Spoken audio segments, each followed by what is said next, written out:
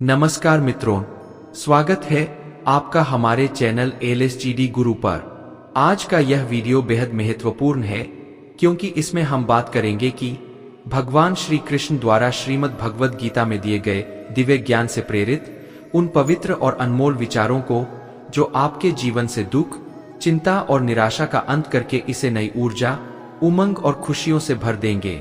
श्रीमद् भगवद गीता सिर्फ एक धर्म के लिए नहीं है, बल्कि यह पूरे मानव समाज के लिए है। इसे हर व्यक्ति को पढ़ना और समझना चाहिए ताकि वह अपने जीवन में सुख, शांति और सफलता प्राप्त कर सके।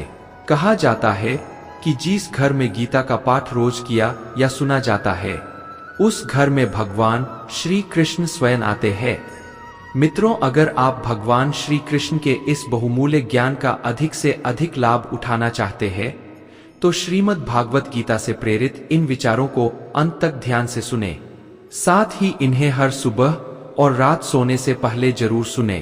यदि आपको हमारा यह प्रयास पसंद आए तो कृपया इस वीडियो को लाइक करें, कमेंट्स में जय श्री राधे कृष्ण लिखें और हमारे चैनल को सब्सक्राइब करें ताकि हमारे नए वीडियो की जानकारी आपको सबसे पहले मिल सके। तो चलिए सुनते हैं भगवान श्री कृष्ण के श्रीमुख से निकले इन अनमोल विचारों को। दोस्तों, श्री कृष्ण कहते हैं कि भक्ति में अगर मन लगने लगे तो समझ लो कि आपने भगवान को नहीं, बल्कि भगवान ने आपको चुना है। जिंदगी में कुछ नेक काम ऐसे भी करने चाहिए जिनका उस ऊपर वाले के सिवा कोई दूसरा गवाह ना हो। जीवन मिलना भाग्य की बात है, मृत्यु होना समय की बात है, मगर मृत्यु के बाद भी लोगों के दिलों में जीवित रहना यह कर्मों की बात है। ईश्वर कहते हैं, उदास मत हो, मैं तेरे साथ हूं, सामने नहीं पर आसपास हूं। पलकों को बंद कर और दिल से याद कर, मैं कोई और नहीं, तेरा ही विश्वास हूं। एक औरत थी, भगवान श्री कृष्ण की परम भक्त, दिन रात उनके नाम का सिमरन करती थी। एक दिन उसका 8 साल का बेटा घर की छत से आंगन में गिर पड़ा। अपने बेटे को खून से लथपथ देखकर उसके होश उड़ गए। उसी बदहवास हालत में उसने अपने बच्चे को गोद में उठाया और तुरंत अस्पताल की तरफ दौड़ने लगे। अस्पताल की ओर जाते वक्त उसके दिमाग में बार बार यही ख्याल आ रहा था कि मैं ईश्वर को इतना मानती हूँ और आज ईश्वर ने मेरे साथ ये क्या किया। उसने भगवान श्री कृष्ण को उलाह ना दिया, हे श्री कृष्ण, दिन रात मैं तुम्हारा नाम जपती हूँ, फिर भी तुमने मेरे बेटे के साथ ये क्या किया। इसी उधेड़बुन में वह अस्पताल के निकट पहुंच गई। डॉक्टर ने तुरंत उसके बेटे का इलाज किया और उसे तसल्ली दी कि ज्यादा चोट नहीं लगी है, जल्दी ही उसका बेटा ठीक हो जाएगा। डॉक्टर ने दवाई देकर उसे घर भेज दिया, पर वो तो मां का दिल था। बार बार उसी घटना को याद करके वह सिहर उठती। बार बार उसे ख्याल आता कि भगवान का इतना नाम लेने पर भी उसके बच्चे के साथ ऐसा कैसे हो गया। भगवान ने उस समय उसके बच्चे की रक्षा क्यों नहीं की। यह प्रश्न उसके दिमाग में बार बार घूम रहा था। और अब देखिए भगवान की लीला। उसी समय टीवी पर मित्रों किसी महात्मा के प्रवचन आने लगे। महात्मा कह रहे थे, ईश्वर किसी पर आने वाले कष्ट को रोकते नहीं है, किंतु उनके नाम सिमरन से ईश्वर हमें इतनी शक्ति अवश्य देते हैं कि हम आसानी से उस कष्ट से बाहर निकल जाए। ईश्वर हमारे मार्ग को सरल कर देते हैं, इसीलिए नाम सिमरन करते रहना चाहिए। उसने जैसे ही इस प्रवचन को सुना, उस दिन का सारा घटनाक्रम उसकी आंखों के सामने आ गया। उसे ख्याल आया कि जिस जगह उसके बेटे ने आंगन पर गिरा था, वही बहुत दिनों से एक पाइप पड़ी थी और एक दिन पहले ही उसने वह पाइप वहां से हटाई थी। ये सोचकर उसका मन सिहर गया कि अगर वह पाइप अभी भी वहां पड़ी होती तो उसके बेटे को कितनी ज्यादा चोटें आती। इसी उधेड़बुन में उसका हाथ अपने पेट पर गया और उसे याद आया कि अभी कुछ दिन पहले ही उसके पेट का ऑपरेशन हुआ था।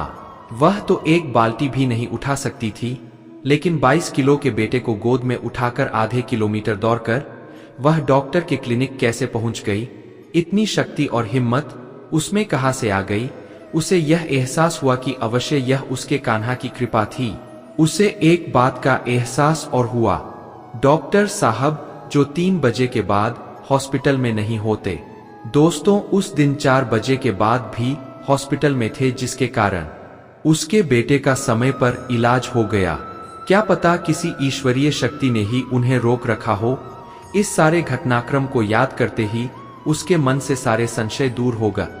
जल्दी ही वह घर के मंदिर में जाकर श्री कृष्ण को प्रणाम करने लगी और बोली, हे कान्हा, मेरे पुत्र की रक्षा करने के लिए तेरा शुक्रिया। और वह फिर से श्री कृष्ण के नाम का सिमरन करने लगी।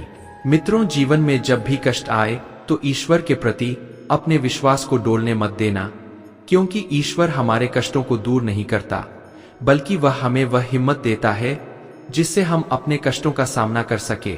वह हमारी हिम्मत बढ़ाने के लिए हमारे साथ हमेशा होता है और हर कदम पर यह एहसास दिलाता है कि तू डर मत, मैं हूं तेरे साथ। ईश्वर कहते हैं, उदास मत हो, मैं तेरे साथ सामने नहीं पर आसपास हूं। पलकों को बंद कर और दिल से याद कर, मैं कोई और नहीं, तेरा ही विश्वास हूं।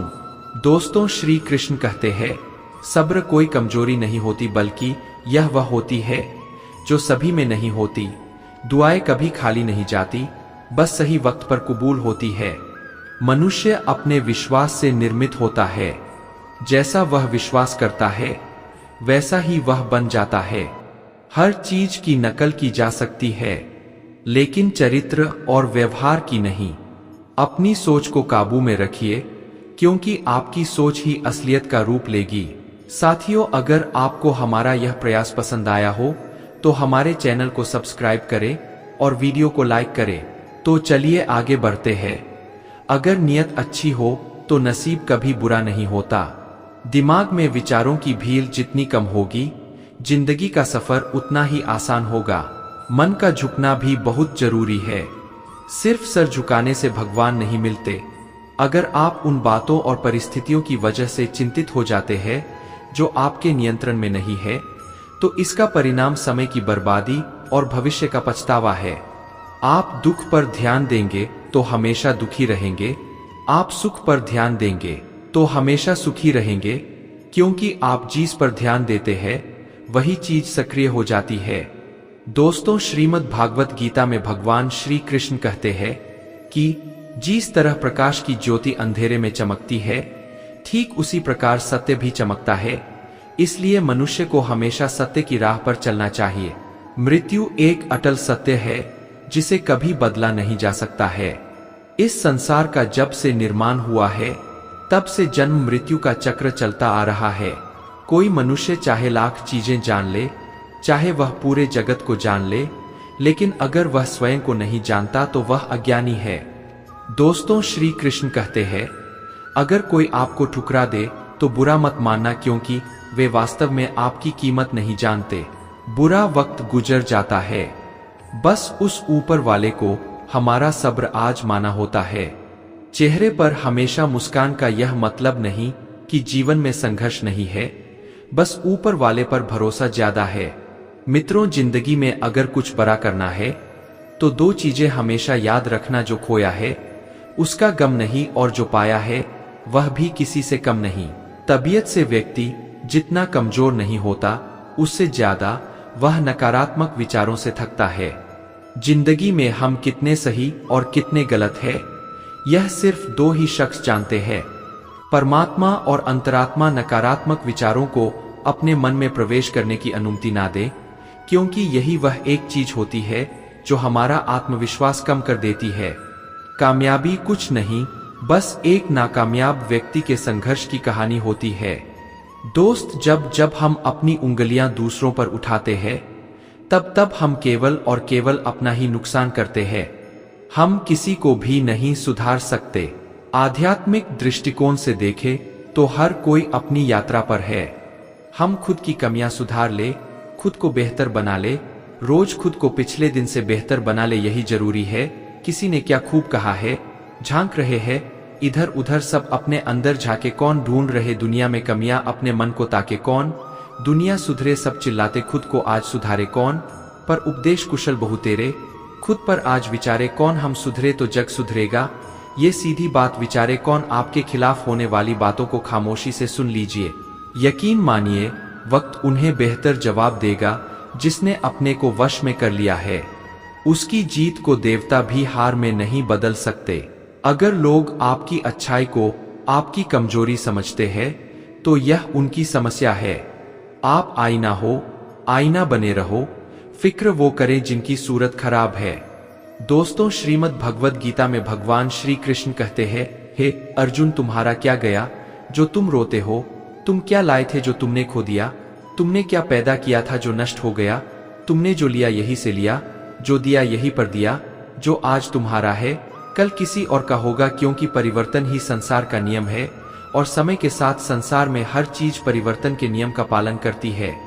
मित्रों, भगवान श्री कृष्ण कहते हैं, कर्मयोग ही वह योग है जिसके माध्यम से हम अपने जीवात्मा से जुड़ पाते हैं। कर्मयोग हमारे आत्मज्ञान को जागृत करता है। इसके बाद हम न केवल अपने वर्तमान जीवन के उद्देश्यों को बल्कि जीवन के बाद की अपनी गति का पूर्वाभ्यास प्राप्त कर सकते हैं। इस योग में कर्म के द्वारा ईश्वर की प्राप्ति की जाती है। श्रीमद् भगवद गीता में कर्म योग को सर्वश्रेष्ठ माना गया है। गृहस्थ और कर्मठ व्यक्ति के लिए यह योग अधिक उपयुक्त है। कर्मयोग सिखाता है कि कर्म के लिए कर्म करो, आसक्ति रहित होकर कर्म करो। कर्मयोगी इसीलिए कर्म करता है क्योंकि कर्म करना उसे अच्छा लगता है। वह कर्म का त्याग नहीं करता, वह केवल कर्म फल का त्याग करता है और दुखों से मुक्त हो जाता है। उसकी स्थिति इस संसार में एक दाता के समान है और वह कुछ भी पाने की कभी चिंता नहीं करता। वह जानता है कि वह दे रहा है और बदले में कुछ मांगता नहीं, और इसीलिए वह दुख के चंगुल में नहीं पड़ता। संसार का कोई कार्य ब्रह्मा से अलग नहीं है, इसलिए कार्य की प्रकृति कोई भी हो, निष्काम कर्म सदा ईश्वर को ही समर्पित हो जाता है। हे अर्जुन, पुनर्जन्म का कारण वासनाओं या अतिरिक्त कामनाओं का संचय है। कर्मयोगी कर्मफल के चक्कर में नहीं पड़ता, वासनाओं का संचय भी नहीं होता। इस प्रकार कर्मयोगी पुनर्जन्म के बंधन से भी मुक्त हो जाता है। दोस्तों, भगवान श्री कृष्ण कहते हैं, मनुष्य का मन वायु की तरह चंचल है। यह मन ही है जो मनुष्य को काम वासनाओं की तरफ भटका देता है। अगर जीवन को सफल बनाना है तो मन पर काबू करना बहुत जरूरी है। मन को वश में करने से दिमाग की शक्ति केंद्रित होती है, जिससे कार्यों में सफलता मिलने लगती है। गीता के अनुसार जिस व्यक्ति ने अपने मन पर काबू पा लिया, वह मन में पैदा होने वाली बेकार की चिंताओं और इच्छाओं से भी दूर रहता है। साथ ही वह व्यक्ति अपने लक्ष्य को भी आसानी से प्राप्त कर लेता है। अगर मन को वश में नहीं करोगे तो वह तुम्हारा सबसे बड़ा शत्रु बन जाएगा। दोस्तों, भगवान श्री कृष्ण कहते हैं, जो मनुष्य सुख और दुख में शांत रहता है, जिसके राग, भय और क्रोध नष्ट हो गए हैं, जो मनुष्य शुभ और अशुभ वस्तु को पाकर ना तो प्रसन्न होता है और ना ही द्वेष करता है, जिसने अपनी इंद्रियों को वश में कर लिया, वह स्थिर बुद्धि वाला मनुष्य मुनि के समान है। साथियों, अगर आपको हमारा यह प्रयास पसंद आया हो तो हमारे चैनल को सब्सक्राइब करें और वीडियो को लाइक करें। तो चलिए आगे बढ़ते हैं।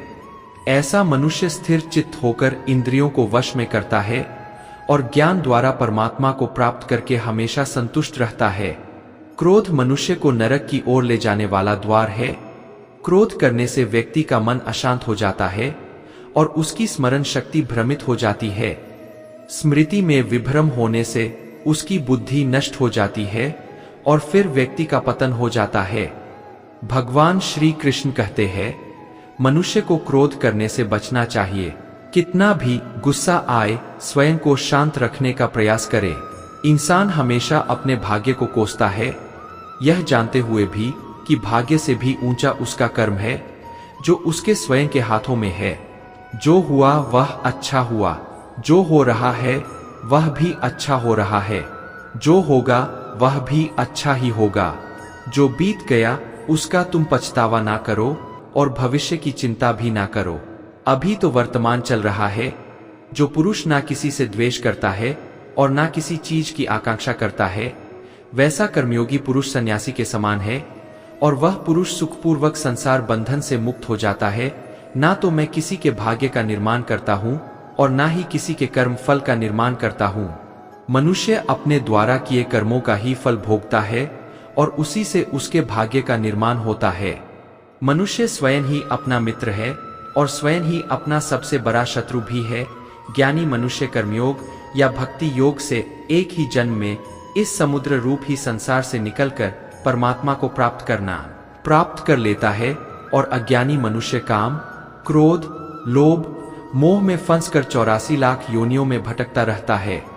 दोस्तों, भगवान श्री कृष्ण कहते हैं, भागवत प्राप्ति के लिए कर्म करने वाला कोई भी मनुष्य दुर्गति को प्राप्त नहीं होता है। इस लोक में या परलोक में वह जहां भी रहता है वह परमात्मा के मार्ग में आगे ही बढ़ता रहता है। हे अर्जुन, जिनकी बुद्धि माया ने हर ली है, जो जानबूझकर पाप कर्मों में ही लिप्त है, जो मुझे जानने की चेष्टा भी नहीं करते, ऐसे मनुष्य को जीवन में और जीवन के बाद के जीवन में भी कष्टों से मुक्ति नहीं मिल पाती है। जो मनुष्य अंत काल में भी मुझको स्मरण करता हुआ शरीर त्याग करता है, वह मेरे परम धाम को प्राप्त होता है, इसमें कोई संशय नहीं है। देवताओं को पूजने वाले देवताओं को प्राप्त होते हैं, पितरों को पूजने वाले पितरों को प्राप्त होते हैं, भूतों को पूजने वाले भूतों को प्राप्त होते हैं, और मेरा पूजन करने वाले भक्त मुझको ही प्राप्त होते हैं। इसलिए मेरे भक्तों का पुनर्जन्म नहीं होता। जो कोई भक्त मेरे लिए प्रेम से पत्र, पुष्प, फल, जल आदि अर्पण करता है, उस शुद्ध बुद्धि निष्काम प्रेमी भक्त का प्रेम पूर्वक अर्पण किया हुआ वह पत्र पुष्प में सद्गुण से प्रकट होकर प्रेम पूर्वक स्वीकार करता हूँ।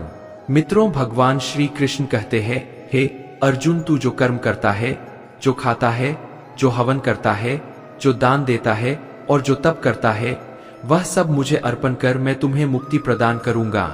मेरे लिए ना तो कोई प्रिय है और ना ही अप्रिय, परंतु जो भक्त मुझको प्रेम से भजते हैं वह मुझ में है और मैं उनमें हूँ। यदि कोई दुराचारी भी अन्य भाव से मेरा भक्त बनकर मुझको भजता है तो वह पुरुष भी साधु के समान है, क्योंकि उसने भली भांति निश्चय कर लिया है कि परमेश्वर के भजन के समान अन्य कुछ भी नहीं है। स्त्री, वैश्य, शूद्र, भूत, पेशाच, चांडाल कोई भी हो, वह मेरी शरण में आकर परम गति को प्राप्त होते हैं। हमारे तामसिक गुण हमारे अंदर हीन भावना पैदा करके हमें खुद को उदास और नुकसान पहुंचाते हैं, और हमारे राजसिक गुण हमें ईर्ष्यालु और लोभी बना देते हैं। दोस्तों, भगवान श्री कृष्ण कहते हैं, हर मनुष्य को तामसिक और राजसिक गुणों को खत्म करके अपने सात्विक गुणों से पर होना पड़ेगा। सात्विक गुण वह है जो आत्मा को अपने आसपास की हर चीज से जोड़े रखता है और उन्हें प्यार करना सिखाता है। किसी का अच्छा ना कर सको तो बुरा भी मत करना, क्योंकि दुनिया कमजोर है लेकिन दुनिया बनाने वाला नहीं। जिंदगी में हम कितने सही है और कितने गलत है, ये केवल दो लोग जानते हैं, एक परमात्मा और दूसरी हमारी अंतरात्मा। अपने आप को भगवान के प्रति समर्पित कर दो, यही सबसे बड़ा सहारा है। जो कोई भी इस सहारे को पहचान गया है वह डर, चिंता और दुखों से आजाद रहता है। मनुष्य को सबसे पहले खुद का आकलन करना चाहिए, अर्थात खुद के बारे में जान लेना चाहिए। खुद की काबिलियत और क्षमता को जानना ही मनुष्य को आत्मज्ञान की प्राप्ति करा सकता है। जब तक मनुष्य खुद के बारे में जान नहीं लेगा तब तक उस मनुष्य का उद्धार नहीं हो सकता। दोस्तों, श्रीमद् भागवत गीता में भगवान श्री कृष्ण कहते हैं कि हर एक मनुष्य को अपने आप पर पूरा भरोसा करना चाहिए, क्योंकि जो लोग खुद पर विश्वास करते हैं वह अवश्य ही सफलता प्राप्त करते हैं। ऐसा भी बताया जाता है कि जो व्यक्ति जैसा विश्वास करता है आखिरकार वैसा ही बन जाता है। सुख और दुख सर्दी और गर्मी के समान है। आज अगर दुख है तो कल सुख भी अवश्य होगा। इसलिए इन दोनों ही परिस्थितियों में मनुष्य को धैर्य से काम लेना चाहिए। जो मनुष्य अपने सभी काम में मन लगाकर अपना कार्य करते हैं और वह छोटे से छोटे कार्यों में भी खुशी ढूंढते हैं, वह लोग निश्चित ही अंत में सफलता प्राप्त करते हैं। वही दूसरी तरफ ऐसे मनुष्य भी होते हैं जो अपने काम को बस एक बोझ समझकर पूरा कर देना चाहते हैं और अपने किसी भी काम को सही ढंग से नहीं करते हैं। ऐसे मनुष्य हमेशा ही अपने जीवन में पीछे रह जाते हैं। जो लोग स्वार्थी प्रवृत्ति के हैं, जो सिर्फ अपना मतलब साधने में लगे रहते हैं, जिन्हें दूसरों की भलाई से कोई मतलब नहीं है, ऐसे लोगों का कभी भला नहीं होता। दोस्तों, अगर आपको हमारा यह प्रयास पसंद आया हो तो हमारे चैनल को सब्सक्राइब करें और वीडियो को लाइक करें। तो चलिए आगे बढ़ते हैं। श्री कृष्ण ने गीता सार में उन लोगों के लिए इस उपदेश के माध्यम से बहुत बड़ी सीख दी है। भगवान कहते हैं, स्वार्थ शीशे में फैली धूल की तरह है, जिसकी वजह से व्यक्ति अपना प्रतिबिंब ही नहीं देख पाता। इंसान का स्वार्थ उसे अन्य लोगों से दूर ले जाकर नकारात्मक हालातों की तरफ धकेल देता है, जिसके चलते व्यक्ति अकेला रह जाता है। मित्रों, अगर आप चाहते हैं कि आप भी अपना जीवन खुशीपूर्वक व्यतीत करें, तो इसके लिए यह जरूरी है कि आप अपने स्वार्थ को कभी अपने पास नहीं आने दें, क्योंकि स्वार्थी मनुष्य दोस्ती भी सिर्फ अपना स्वार्थ निकालने के लिए करते हैं। ईश्वर हमेशा मनुष्यों का साथ देता है। जो व्यक्ति इस प्रभावशाली सत्य को मान लेता है, उसका जीवन पूरी तरह बदल जाता है। सृष्टि निर्माता ईश्वर ही है, जो संपूर्ण जगत को चला रहा है। वही इंसान तो बस ईश्वर की हाथ की एक कठपुतली है। इसलिए इंसान को कभी अपने भविष्य या फिर अतीत की चिंता नहीं करनी चाहिए, क्योंकि हर विकट परिस्थिति में ईश्वर इंसान का साथ देता है और उसे मुश्किल से बाहर निकालता है। इसलिए हमें सभी को ईश्वर पर भरोसा रखना चाहिए। श्रीमद् भागवत गीता में श्री कृष्ण ने यह उपदेश दिया है कि अपने काम को पहले प्राथमिकता दे और पहले अपने काम को पूरा करने की कोशिश करें, तभी दूसरे का काम करें। क्योंकि जो लोग पहले अपने काम को नहीं करते और दूसरे का काम करते रहते हैं, वे लोग अक्सर परेशान रहते हैं। मनुष्य अपने हृदय से जो दान कर सकता है, वह अपने हाथों से नहीं कर सकता, और मौन रहकर जो कुछ वह कह सकता है, वह शब्दों से नहीं कह सकता। जो चीजें हमारे दायरे से बाहर हो, उनमें समय गंवाना मूर्खता ही होगी। किसी भी व्यक्ति को ना तो समय से पहले और ना ही भाग्य से अधिक कुछ मिलता है, लेकिन उसे पाने के लिए सदैव प्रयत्नशील रहना चाहिए।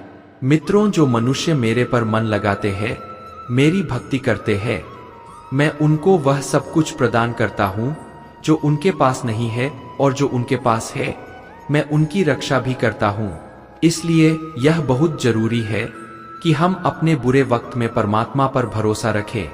भगवान श्री कृष्ण कहते हैं, कितना भी बुरा वक्त आ जाए, कभी विचलित नहीं होना चाहिए, बल्कि डटकर उसका सामना करना चाहिए, क्योंकि इस संसार का नियम है, जो आया है उसे दुख का सामना करना पड़ेगा। रोने से और चिंता करने से कोई फायदा नहीं होने वाला है, बल्कि इससे दुख और बढ़ेगा।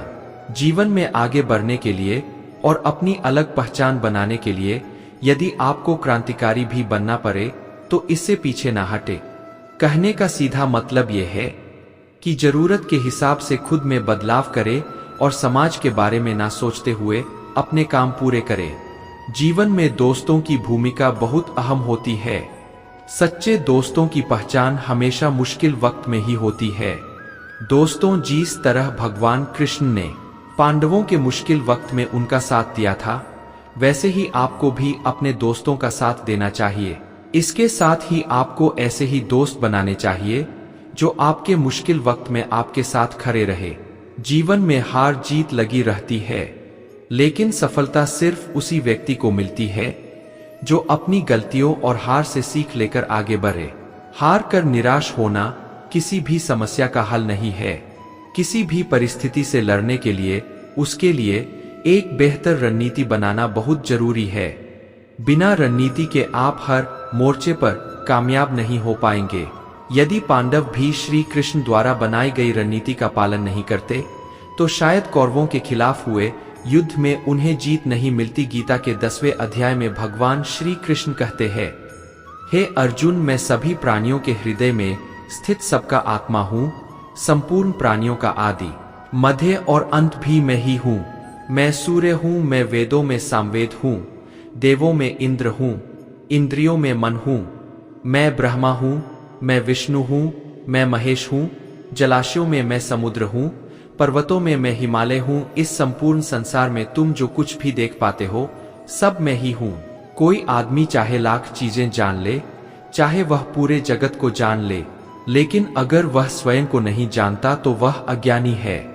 मित्रों, अगर कोई आपको ठुकरा दे तो बुरा मत मानना, क्योंकि वे वास्तव में आपकी कीमत नहीं जानते।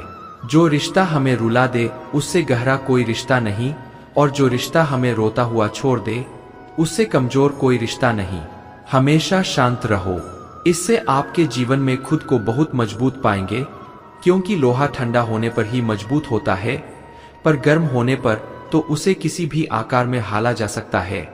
किसी विपत्ति के समय आपको यह 7 गुण बचाएंगे: आपका ज्ञान, आपकी विनम्रता, आपकी बुद्धि, आपके भीतर का साहस, आपके अच्छे कर्म, सच बोलने की आदत और ईश्वर में विश्वास। आत्मा हमेशा जानती है कि सही क्या है और गलत क्या है, लेकिन मनुष्य के सामने चुनौती तो मन को समझने की होती है। मुश्किल समय में व्यक्ति अकेला हो जाता है, लेकिन मुश्किलों की वजह से वही व्यक्ति मजबूत हो जाता है। जो आपको सम्मान दे उसी को सम्मान दीजिए।